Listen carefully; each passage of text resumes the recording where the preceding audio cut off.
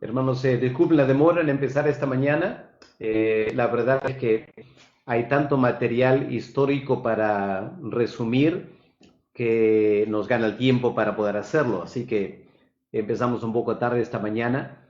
No vamos a poder abarcar todo lo que quería por fuerza de tiempo, pero queremos hacerlo bien, así que lo vamos a hacer poco a poco y esperamos que tengan paciencia con nosotros y puedan seguir la historia tal como está proféticamente explicada en Daniel capítulo 11.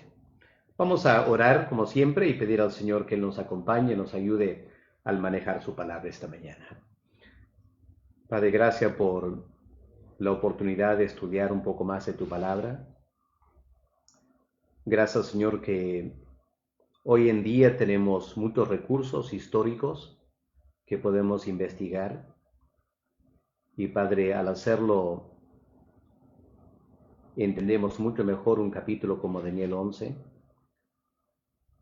Padre, tú esperas que nosotros te amemos no solo con el corazón, no solo con el alma, sino también con nuestras mentes. Padre, aunque no estamos tan acostumbrados a usar nuestras mentes para expresar nuestro amor a ti, una forma de hacerlo, Señor, es estudiando, investigando, con el fin de entender mejor tu palabra. Así que, Padre, gracias por este tiempo de estudiar juntos y pido, Padre, que lo que vamos a compartir sea algo edificante para tus hijos. En el nombre del Señor Jesús te lo pedimos. Amén. Amén. Amén. Muy bien, estamos en Daniel capítulo 11 y hemos llegado al versículo 20 en este fascinante estudio de los reyes del norte y del sur, todas las tensiones entre los descendientes de Antíoco, o Seleuco también, el primer rey del norte de Siria, y los Ptolomeos, que eran los reyes de Egipto. Repasemos otra vez la lista de los gobernadores a través de los años.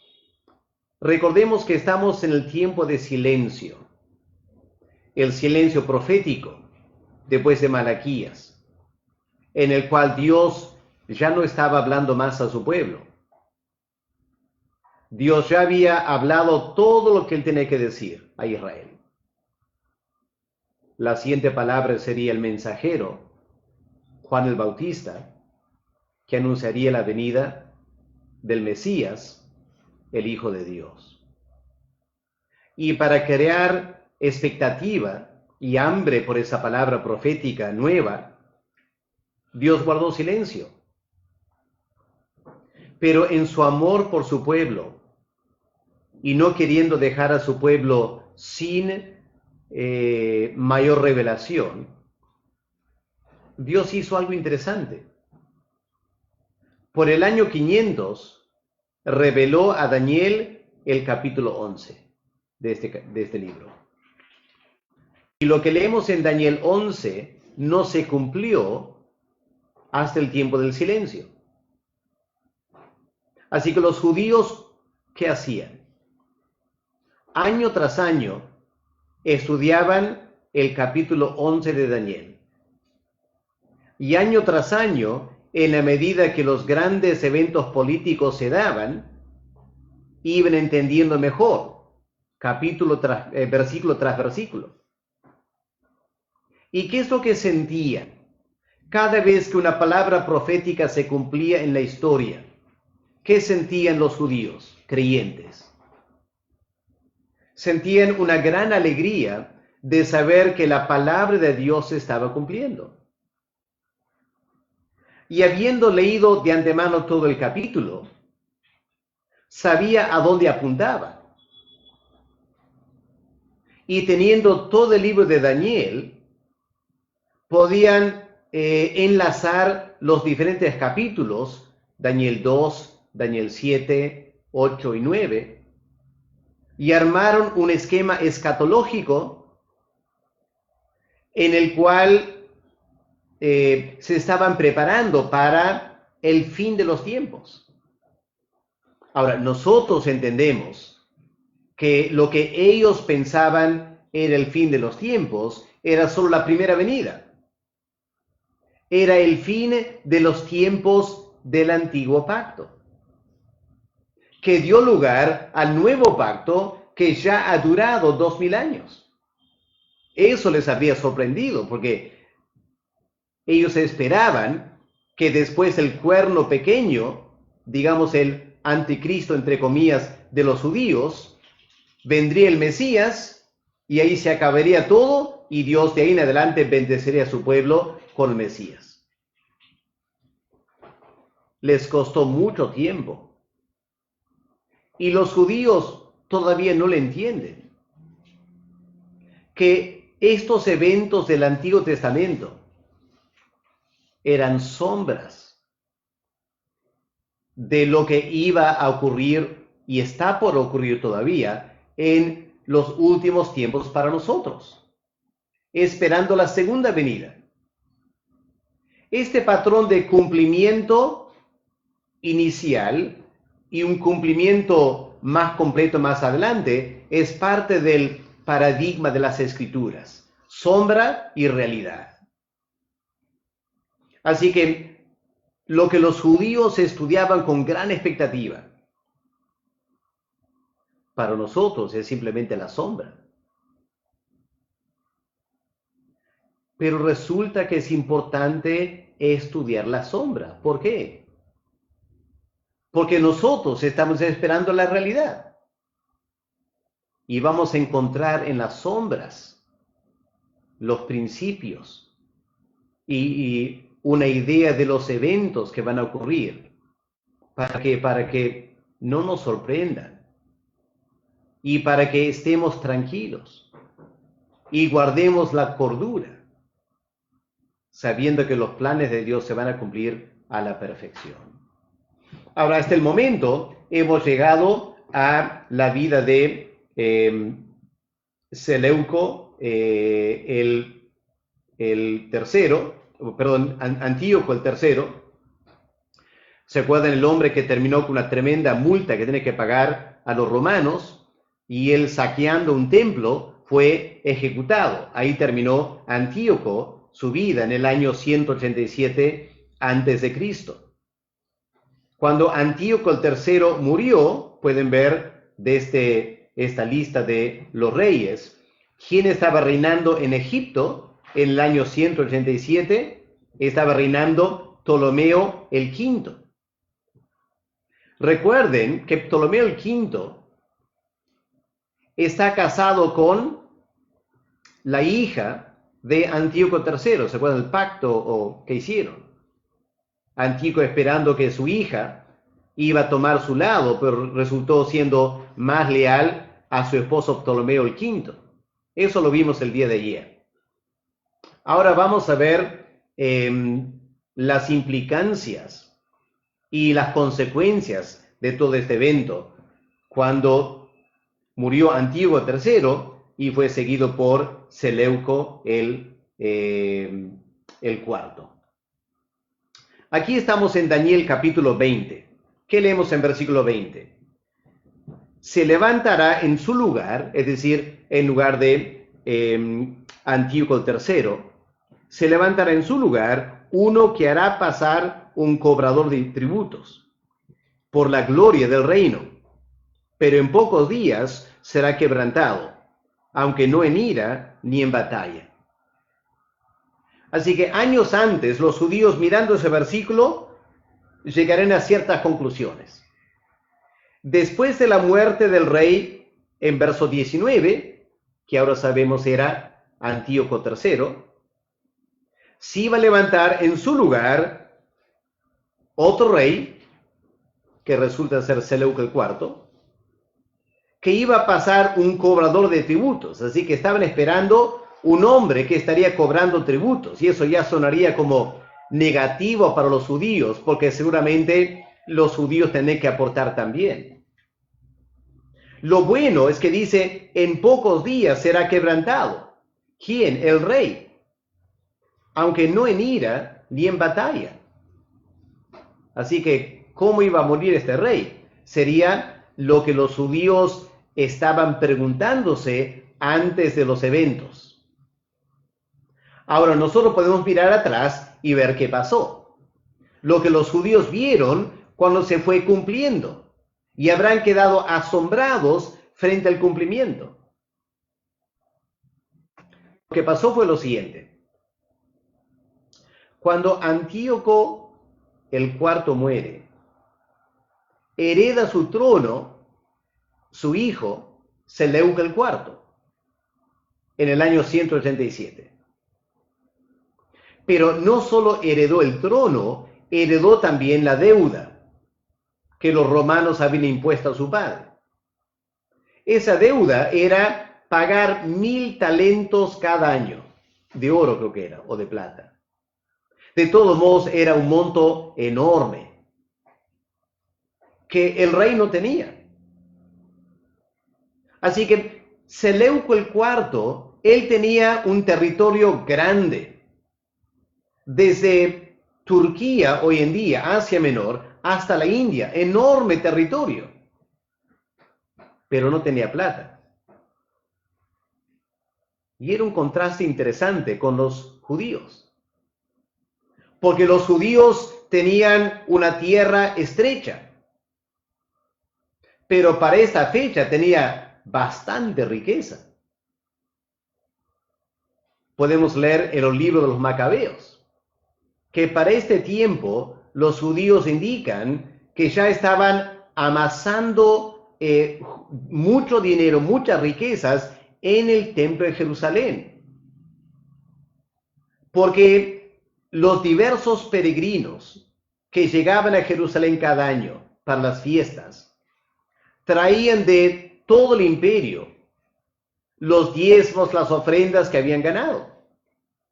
Y la verdad es que en este tiempo Dios estaba prosperando a los judíos. Así que el dinero se iba juntando en el templo de Jerusalén. Los sumos sacerdotes, lamentablemente, eran bastante avaros. Querían tener más y más dinero. No lo gastaban, pero querían tenerlo. Así que, en un sentido, lo que se formó fue una bomba de tiempo. El rey Seleuco el cuarto, él tiene que pagar esta multa. No sabe cómo hacerlo. Su padre murió robando un templo. Él no quería pasar por la misma historia. Así que él nombra lo que el verso 20 llama un cobrador de impuestos. Ahora sabemos su nombre. Era Heliodoro. Su nombre, Heliodoro. La verdad es que él oprimió la población cobrando impuestos. La Biblia dice un cobrador de tributos, pero la palabra en hebreo para tributos significa algo opresivo. Así que este hombre empezó a presionar la población para pagar sus impuestos. Y leemos aquí en verso 20 que él hará pasar, el rey Seleuco IV, hará pasar un cobrador de tributos por la gloria del reino. ¿Qué significa eso, la gloria del reino? Significa las partes del imperio del rey del norte que eran más pudientes, donde había más dinero. Porque no iba a sacar muchos impuestos de la gente pobre. Así que Seleuco envió el Heliodoro a las partes más pudientes, más económicamente activas. Y obviamente eso incluyó a los judíos. Así que llegó el momento que el cobrador de impuestos entra a Jerusalén y él quiere sacar dinero del templo. ¿Cómo se enteró Heliodoro que en el templo en Jerusalén había tantas riquezas? Hubo un informante. Vamos a ver, hermanos, que, como dice Eclesiastés, no hay nada nuevo bajo el sol. Y en el pueblo de Dios había un hombre llamado Simón. Y Simón había sido maltratado por el sumo sacerdote Onías. Y lo que Simón quería hacer era vengarse de Onías. Triste, ¿no? Entre el pueblo de Dios, el deseo de vengarse. Pero no hay nada nuevo bajo el sol. ¿Qué hizo Simón? Le informó a Heliodoro de que en el templo había mucho dinero y se sabía lo que iba a pasar. Heliodoro llega a Jerusalén con el deseo de apropiarse de las riquezas del templo, pero fue impedido. Ahora, el libro de Macabeos da a entender que fue impedido por el juicio de Dios, que Dios lo juzgó. No sabemos si eso es cierto o es una exageración, porque recuerdan, Macabeos no es un libro inspirado por Dios y no podemos tomarlo todo como absolutamente histórico. Aunque no sería nada extraño que Dios juzgue a un hombre pagano que viene para saquear el templo en Jerusalén. Lo que sí sabemos de la historia es que poco a poco las relaciones entre Heliodoro y Seleuco se fueron deteriorando. ¿Se entiende, no? Heliodoro tenía que hacer el trabajo sucio, entre comillas, ganándose mucha enemistad con el pueblo por cobrar impuestos para darle el dinero a Seleuco, y en esa manera él pagaba a los romanos. Así que un día Heliodoro se colmó. Decidió que él quería ser el rey del norte. Así que envenenó a su rey, Seleuco. Y él muere en el año 175. Así que, como dice el versículo 20, dice, en pocos días será quebrantado. Bueno, pocos días eran 12 años, pero no duró tanto tiempo que digamos. Dice la Biblia que fue quebrantado no en ira ni en batalla, fue en envidia y fue envenenado por Heliodoro. Ahora, del verso 20 al verso 21, pasamos de un cobrador de tributos a un hombre despreciable. ¿Pueden ver ahí verso 21? Le sucederá en su lugar, hablando de Seleuco el cuarto, le sucederá en su lugar un hombre despreciable. Se trata de Antíoco el cuarto. Ahora, resulta que Antíoco el cuarto es el hermano de Seleuco. Permíteme explicar la historia. Pero antes de eso, hay que notar lo siguiente. Antíoco el cuarto es el cuerno pequeño de Daniel capítulo 8. Y es una sombra del cuerno pequeño de Daniel 7. Así que ya llegamos a una parte que nos interesa más y más como creyentes, porque tanto Antíoco como el cuerno pequeño, como el cuerno pequeño Daniel 7, que ya está hablando del anticristo, nos interesa a nosotros. Así que vamos a leer ese pasaje en Daniel 8, un momento, para refrescar nuestra memoria. Vamos a ver la trayectoria del cuerno pequeño de Daniel 8, que se refiere a Antíoco Epífanes, Antíoco el cuarto. ¿Qué leemos en Daniel 8, versículo 9? De uno de estos 4 cuernos en que se debió el imperio griego, salió un cuerno pequeño, Antíoco,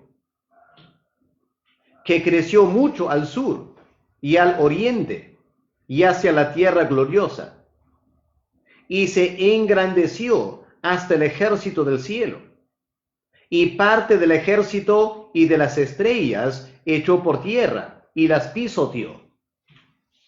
Vamos a ver hoy y mañana lo que eso significa.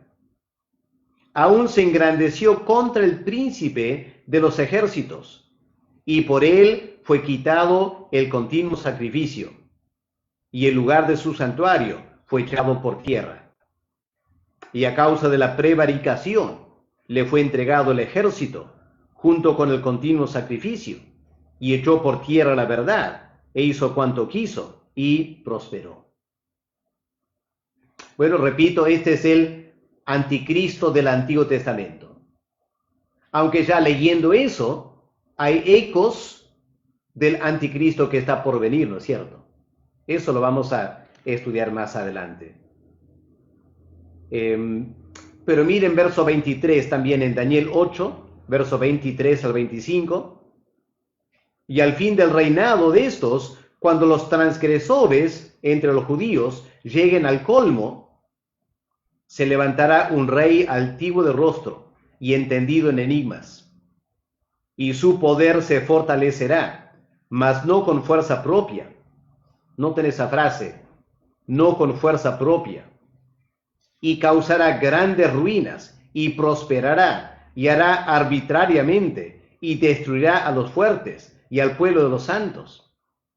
Con su sagacidad, ¿ya? No con su fuerza militar, con su sagacidad hará prosperar el engaño. No tenés otra cualidad, engaño, en su mano, y en su corazón se engrandecerá, y sin aviso destruirá a muchos, y se levantará contra el príncipe de los príncipes, pero será quebrantado. Bueno, ahí tenemos en Daniel 8 la trayectoria de el cuerno pequeño, que en Daniel 11, verso 21 en adelante, es un segundo relato del cuerno pequeño, pero ahora en lenguaje más literal, aunque es profético todavía, pero nosotros ahora podemos mirar atrás y podemos comparar la historia con la profecía de Daniel 11 y con la profecía de Daniel 8, y vamos a entender mucho mejor que Daniel lo que Dios estaba hablando a través de su siervo. Repito, hermanos, Antíoco el cuarto, este anticristo, fue el hermano de Seleuco el tercero.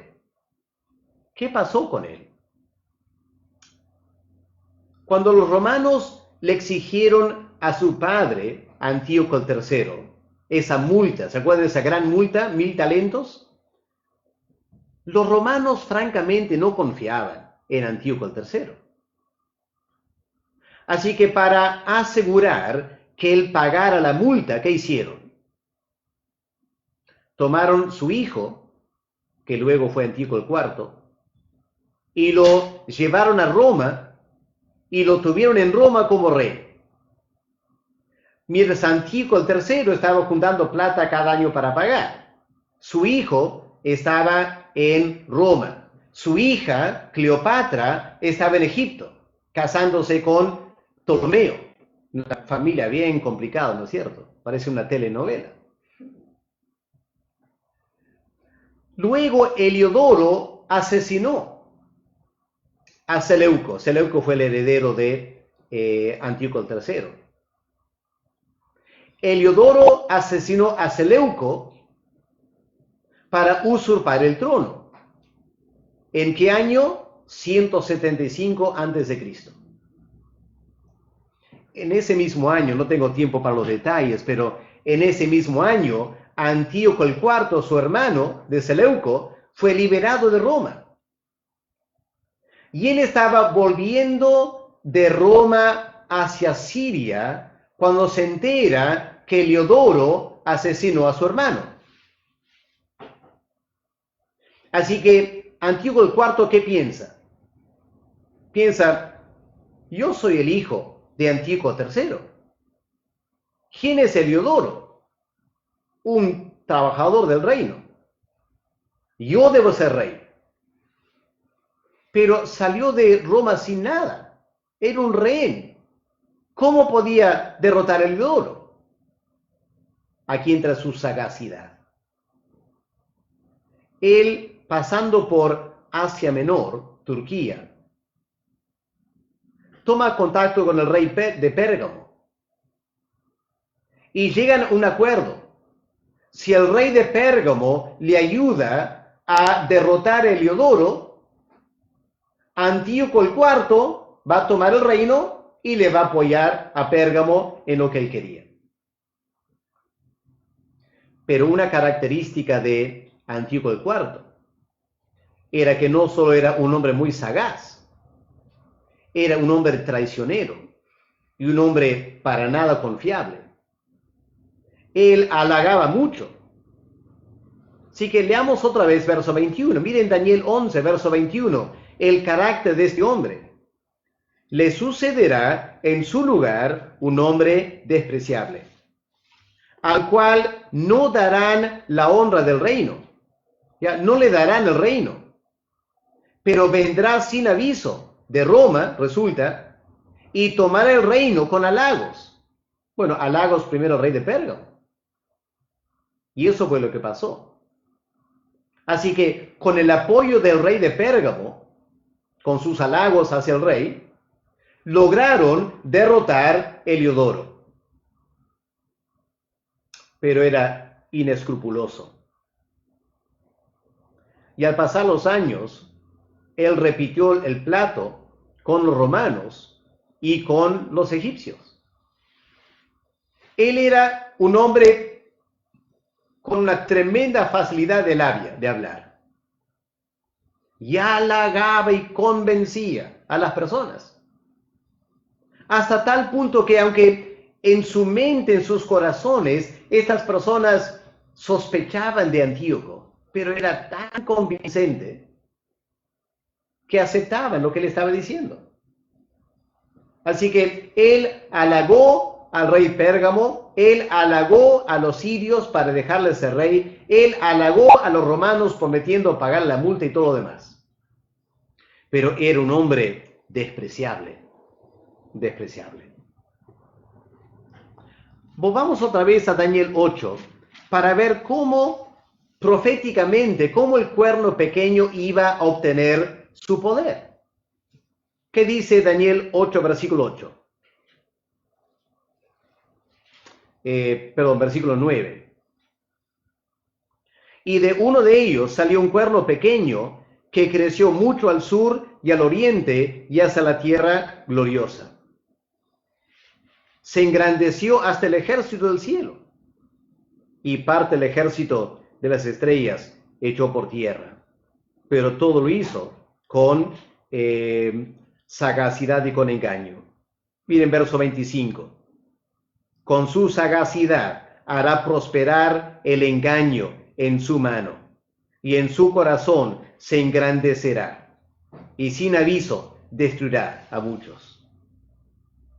Así que es un hombre que empezó de la nada, pero creció tremendamente en poder.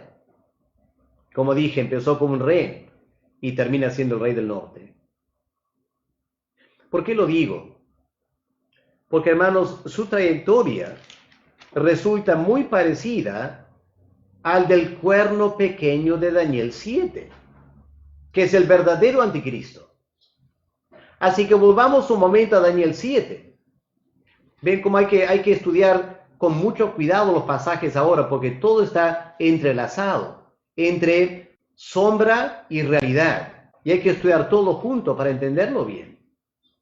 ¿Qué dice Daniel 7 acerca del verdadero cuerno pequeño, que es el anticristo que está por venir? Mientras yo contemplaba los cuernos, he aquí otro cuerno pequeño salía entre ellos, y delante de él fueron arrancados 3 cuernos. Así que lo que está diciendo la Biblia es que inicialmente el anticristo no era uno de los cuernos. Es decir, aparece de la nada, pero con tremenda sagacidad logra derrocar a 3 cuernos para colocarse en su posición de autoridad. Así que muy parecido en un sentido a lo que hizo Antíoco.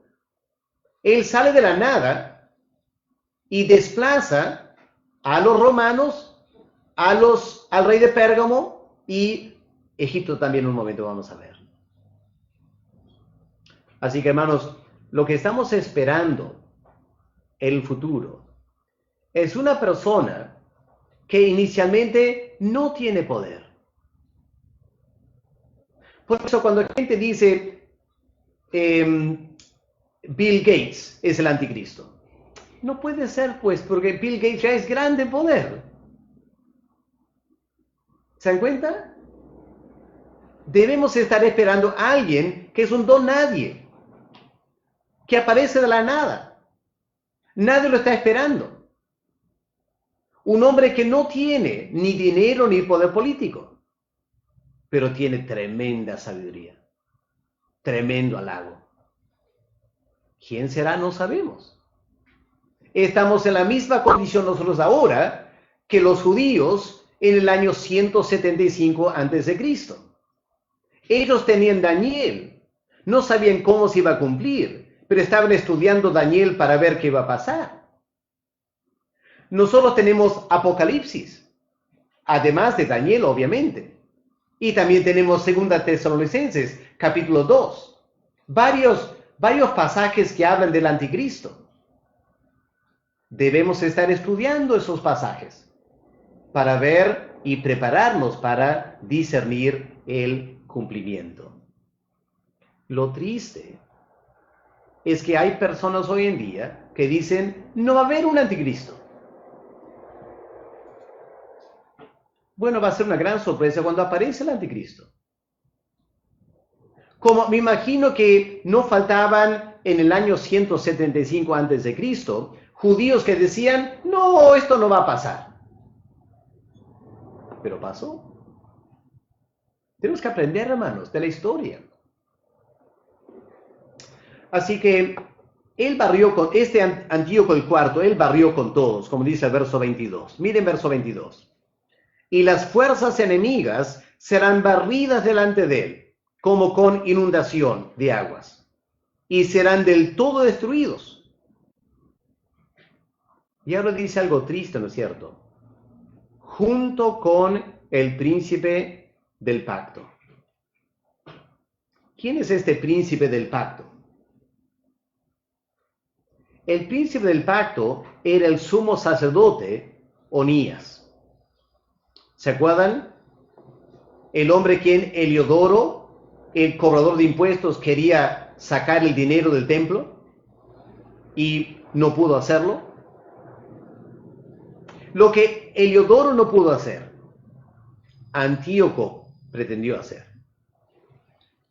Pero Antíoco era mucho más sabio que Heliodoro. Así que, ¿qué hizo Antíoco? Viene su sagacidad. Él contempla a Onías con tanto dinero, tanta fuerza política. Y Antíoco no tiene tanta fuerza política. Así que no pretende confrontarse así directamente con Onías. Él habla con su hermano Jasón.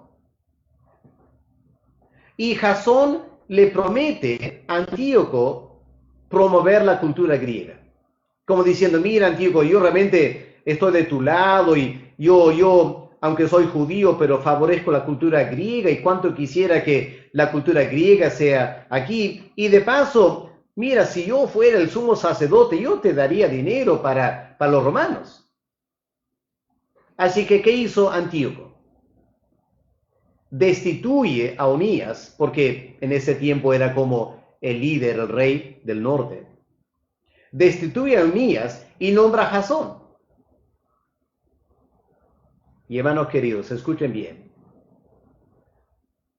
Si Antíoco el IV es una sombra del anticristo que está por venir, Apocalipsis 13 habla de un falso profeta. Así que esperamos ver una sombra del falso profeta en el Antiguo Testamento también. Ese fue Jasón. porque Jasón trabajó de la mano con Antíoco para darle al final su poder. Y Jasón cumplió el papel del falso profeta. ¿Saben lo que él hizo?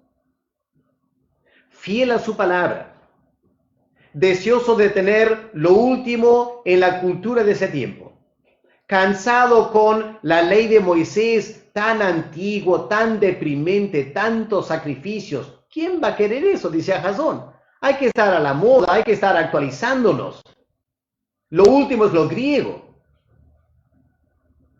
¿Qué hizo Jasón? Mandó construir un gimnasio en Jerusalén. Suena inofensivo, ¿no es cierto? A nuestra forma de pensar, un gimnasio donde la gente va para hacer ejercicios, para tener un buen cuerpo, ¿no es cierto? ¿Saben para qué eran los gimnasios griegos? Era para exhibir la gloria de sus cuerpos.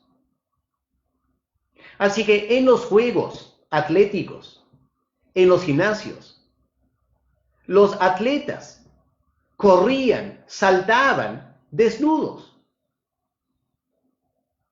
Que para un judío con la ley de Moisés era insostenible, porque la ley de Moisés decía, no vas a descubrir tu desnudez. Y la cultura griega era totalmente lo opuesto a la cultura hebrea. Y los griegos, al igual que hoy, los griegos se burlaban de los judíos con esta ley tan antigua, tan obsoleta, de andar cubriendo sus cuerpos. Hay que exhibirlo, decían los griegos. Y Jasón decidió ir por ese camino. Mandó construir este gimnasio. Siendo el sumo sacerdote, usó su influencia para promover los deportes griegos. Dentro de 1 o 2 años, ¿qué pasó? Un montón de judíos, jóvenes, estaban felices practicando deporte en este gimnasio en Jerusalén, lo último de moda, desnudos. Para los varones se ve un problema. La circuncisión los marcaba como judíos y competían contra griegos y no querían ser marginados como judíos. Así que empezaron a practicar ciertas cirugías para tapar su circuncisión. Se avergonzaron de ser judíos, la señal del pacto. Apostasía espiritual, ¿no es cierto? Y la cosa llegó al colmo, que la historia, pueden leerlo en el libro de Macabeos, la historia indica, los sacerdotes en el templo apuraban los sacrificios, eran cultos rapidísimos, para terminar lo más pronto posible. ¿Para qué? Para salir a ver los deportes en el gimnasio. Y el templo y el culto a Jehová, con temor a Dios y reverencia y santidad y obediencia a su palabra, tirado por el suelo. ¿Quién lo estaba promoviendo? Jasón. Sumo sacerdote, pero falso profeta. Mezclando judaísmo con la cultura griega, en el afán de apoyar a Antíoco IV. Qué interesante, ¿no es cierto, hermanos?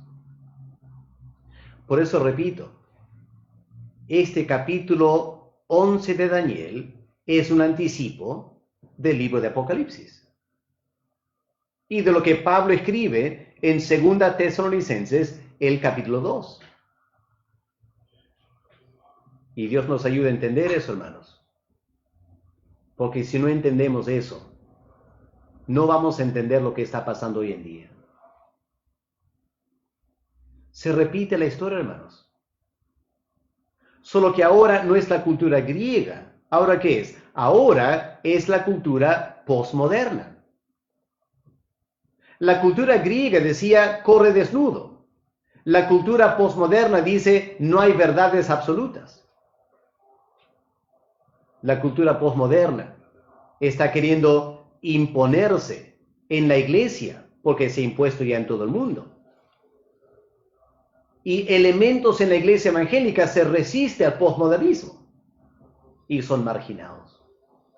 ¿Qué se nos llama? Anticuados. Que nos hemos quedado en la época medieval. Que la iglesia debe estar al tanto del siglo XXI. Hermanos, no hay nada nuevo. Esto ya se viene dando hace tantos años. Y si la iglesia escucha esos argumentos y empezamos a dejar la Biblia a un lado o reinterpretar la Biblia para dar lugar a los derechos de LGTB, y vamos a empezar a menospreciar la predicación de la palabra, y vamos a tener cultos que es nada más que entretenimiento, estaremos repitiendo la historia de Jasón. Y vamos a ver mañana que Dios mío vio eso con sumo desagrado. Y porque su pueblo estaba abandonando su palabra, es que Dios permitió a Antíoco IV hacer algo terrible. Y los judíos pagaron un precio altísimo por su apostasía espiritual. La Biblia dice que en los últimos tiempos va a ser igual. Pablo dice en 2 Tesalonicenses, la segunda venida no vendrá sin el anticristo. Y el anticristo no vendrá sin la apostasía. Así que hermanos, Bill Gates no es el anticristo. ¿Por qué no? Porque la apostasía no se ha generalizado todavía. Gracias a Dios en el Perú, la gran mayoría de iglesias evangélicas son fieles a la palabra de Dios. La gran mayoría. Me alegro mucho por eso. Mi temor es que hay corrientes, y corrientes cada vez más influyentes, en querer llevar la iglesia evangélica por el camino del posmodernismo, la iglesia emergente. Ya sabrán por dónde va Jesús Adán Romero, por dónde va Marcus Witt. Es parte de este plan maquiavélico contra la iglesia. Y si la iglesia no resiste eso, y decidimos ir por ese camino porque es más interesante y vamos a estar a la moda y nadie nos va a criticar, terminaremos deshonrando a nuestro Dios y a su palabra. Y pagaremos un precio alto cuando venga el anticristo. No son mis ideas, hermanos. Es lo que dice la Biblia. Está predicho en Daniel. Se repite en Mateo, 2 Tesalonicenses, Apocalipsis. ¿Qué más queremos, hermanos? ¿Cómo esperamos que Dios nos va a hablar para que hagamos caso a su palabra? Dios nos ayude a entender que el Espíritu Santo nos lleve a la verdad. Que podamos discernir lo que está pasando a la luz de la palabra de Dios. Y que este estudio de Daniel nos prepare y nos ayude a enfrentar los días venideros. Cosas serias, hermanos, pero cosas que debemos entender. Lo hermoso es que la victoria final ya está garantizada. Este anticristo causó destrozos, pero fue derrotado. Y luego vino el Mesías para limpiar la casa de Israel. El Mesías va a volver por segunda vez para purificar a los hijos de Leví y para tener su novia perfecta para toda la eternidad. Pero cumplamos nuestra responsabilidad de guardarnos limpios hasta la venida del Señor Jesús. Vamos a orar ahí, hermanos, y lo dejamos por esta mañana. El día de mañana vamos a volver para estudiar un poco más la palabra de Dios y vamos a ver ahora sí la plena manifestación del anticristo y el precio que los judíos pagaron por su apostasía espiritual. Vamos a orar y pedir a Dios que los ayuda a entender estas cosas esta mañana. Padre amado, gracias por tu ayuda en entender tu palabra. Un capítulo poco conocido, pero un capítulo tan importante, Señor. Importante para entender el Nuevo Testamento. Importante para entender cómo se va cumpliendo las señales de los tiempos. Padre, pido que tu Espíritu nos pueda seguir hablando, instruyendo, preparándonos para lo que está por venir todavía. Y Padre, enséñanos de la historia. Señor, porque hubo hombres y mujeres fieles a ti en ese tiempo. Y Padre, enséñanos a través de su lealtad que seamos leales nosotros también a tu palabra. En el nombre del Señor Jesús te lo pedimos. Amén. Amén. Gracias, hermanos. Hasta el día de mañana. Que Dios les bendiga. Tengan una linda tarde.